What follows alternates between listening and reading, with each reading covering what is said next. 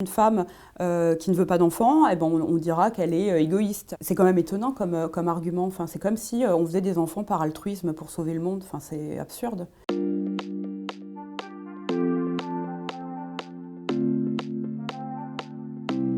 La charge maternelle, elle concerne absolument toutes les femmes, ou 99,9% des femmes, qu'elles veuillent des enfants ou pas, qu'elles puissent en avoir ou pas, qu'elles soient mères ou pas.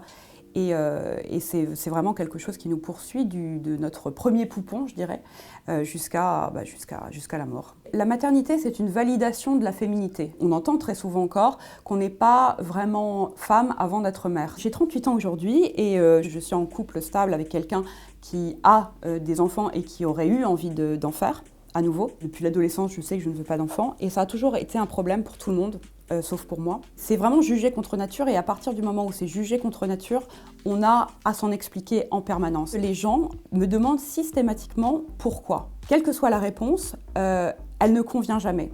Parce que les gens vont vous dire c'est parce que tu n'as pas rencontré le bon, ou oh mais c'est parce que ta situation professionnelle ne te le permet pas. On ne vous demande pas vraiment pourquoi vous ne voulez pas d'enfant. En fait, on vous rappelle alors que la maternité, ou plutôt la parentalité, encore aujourd'hui en 2020, ça reste essentiellement une affaire de femmes. La paternité ne fait pas partie de la masculinité.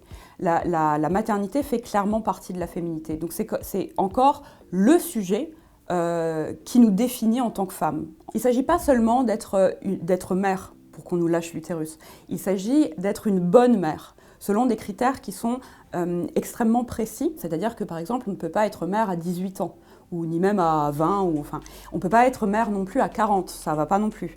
On ne peut pas être mère célibataire et faire un enfant toute seule. La PMA, ça ne va pas non plus, surtout quand on est homosexuel. De toute façon, l'homoparentalité, encore en France, en 2020, ça ne va pas non plus. Il y a encore des tas de critères, de cases à cocher pour être validée en tant que mère.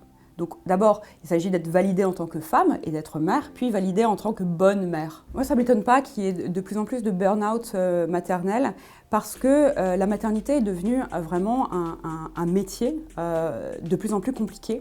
Je pense que la plupart des mères, c'est ce dont je me suis rendu compte au cours de mon enquête, elles ont toujours l'impression de mal faire. Quoi qu'elles fassent, ça va jamais en fait. Et comme la moindre de leurs décisions est soumise à jugement, critique, préjugés, etc., oui, effectivement, c'est très, très compliqué d'assumer ses propres choix et juste de les vivre sereinement, en fait. Il y a assez de place dans le monde pour que tous les choix concernant la maternité, concernant plein de choses, cohabitent de manière pacifique. C'est en partageant un maximum d'expériences et en écoutant l'expérience des autres, sans les juger, qu'on parviendra, je pense, à faire évoluer cette question de la maternité. On n'a pas besoin de comprendre les choix de vie des autres.